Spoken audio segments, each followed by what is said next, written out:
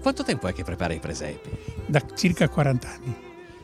Qui lei ha curato che cosa? Perché vediamo che ci sono tante cose. Un po' tutte le casette, i movimenti delle statuine, l'impianto elettrico, l'impianto dell'acqua, tutto fatto a mano. C'è un mulino a vento con la macina in pietra che si usava tanti anni fa.